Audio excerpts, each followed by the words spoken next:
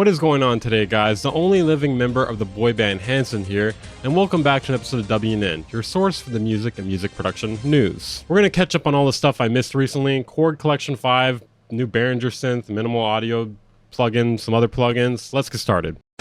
In our first story, KORG has released the Collection 5, a collection of their synthesizer plugins. Sadly, they've only added 3 new plugins to this collection. I've been telling you guys, they're running out of ideas.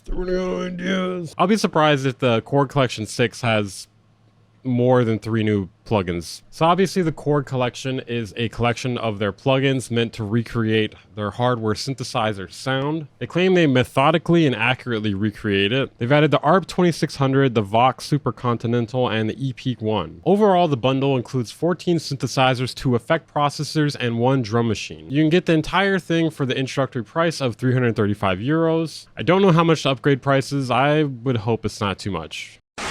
In our next story, SCHOOLBOY Q has recently claimed that he had a show cancelled in Canada due to the Kendrick Lamar and Drake feud, and due to his working relationship with Kendrick Lamar. Drake was just like, "You can't play in Canada," and the police were just like, "No, you can't. You can't play in Canada." Drake said you can't play in Canada. In our next story, we're going to talk about BEHRINGER, but not in a bad way. For once, I don't know. I'm just announcing the new stuff. All right, they got 2 new synthesizers out. They got the UBXA-D, which is essentially the desktop version of the UBXA, which seems to be a pretty good synthesizer. You know, I honestly can't remember if I talked about the Proton in the last video, so I guess we'll find out. The Proton is an analog paraphonic semi-modular synthesizer. Try saying that 5 times fast. It has 2 voltage-controlled oscillators, 2 multimode filters. It's got some envelopes, wave folder, you know, desktop design, semi-modular. The Proton is $399. I'm gonna have to tell you guys, there's nothing funny about BEHRINGER news unless it's bad.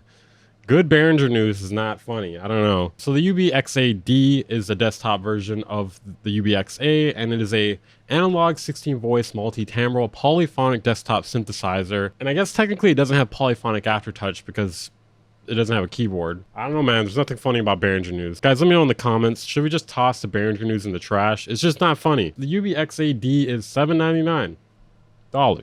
Also, BEHRINGER's exploring with some sort of direct-to-customer shipping with delivery from its factory. I guess the advantage is less wait time, shipping delays, disappointment of dealers not stocking the gear you crave. Jesus, dude. Okay, so they said that we're exploring an additional direct-to-customer shipping model where products will be sent straight from our factory to you. Not a lot of information about it, but yeah, you can give Uli BEHRINGER your address if you want. That sounds like a good idea for me.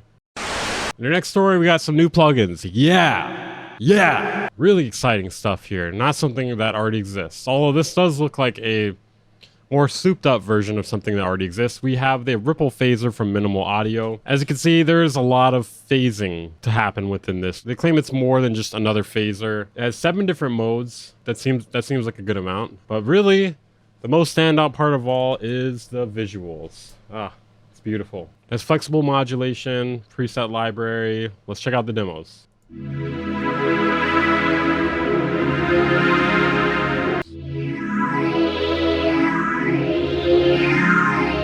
I don't know. It just sounds like phaser to me. I don't know if that's something you can recreate with a regular phaser. What do you guys think?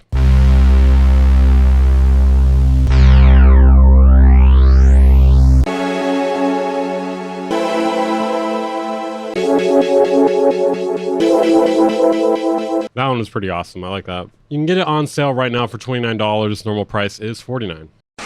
In our next story, we have quite the confusing one.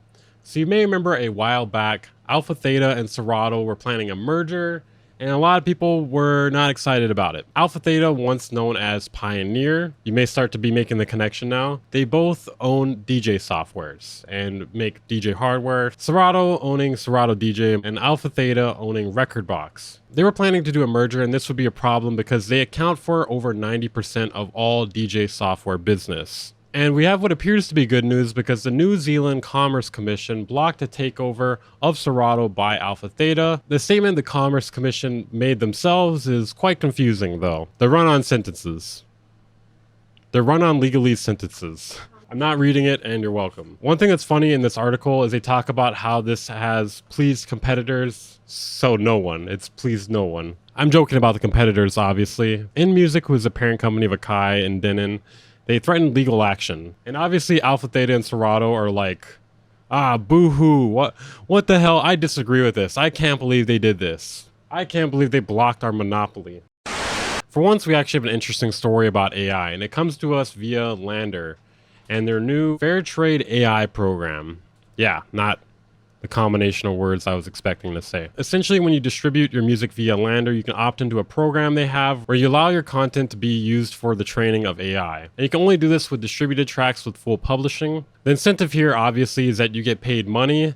And if I had to guess, it's probably not that much money. From what I've read, though, you get 20% of the proceeds generated from the new AI-based tools that they make, and you get paid monthly. I do not see how it could be very much money, though, but I mean, it couldn't really hurt. I mean, it's better than having your music train AI for free, which has happened to me, apparently. I just found that out the other day. A song of mine from like 7 years ago is being used to train AI. Couldn't they at least pick something new? So on the plus side, this is good for ethics and transparency. It's kind of bad because they're training more AI models. It just doesn't really seem like a net positive for musicians, but I don't know. What are you guys thinking in the chat?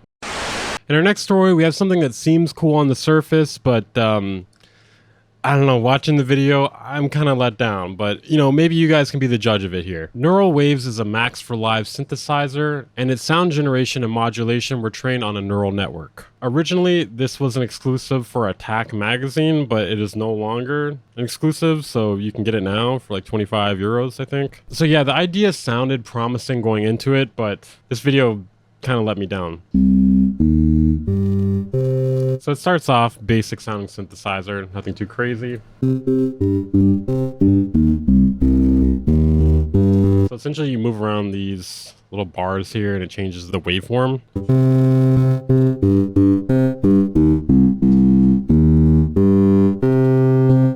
It just seems like kind of a backwards way to work with wavetables, you know? Like, I would rather have more control and use a wavetable. You know, you may be thinking to yourself like, oh, maybe they make a really good sound in this video, right?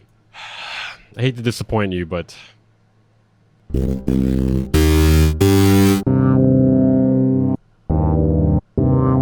so TLDR, it seems like kind of a primitive synthesizer, and the neural network part is not as intriguing as it seems to be. Or maybe with more time, this sort of idea could be better, but currently it just seems like a step down from Vital, which is free.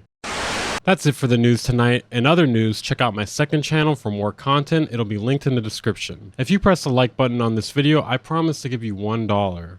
All you have to do is drop your real social security number in the comments. Don't actually do that. Don't actually. YouTube, I'm just joking. I'm just joking. There's no phishing scam here.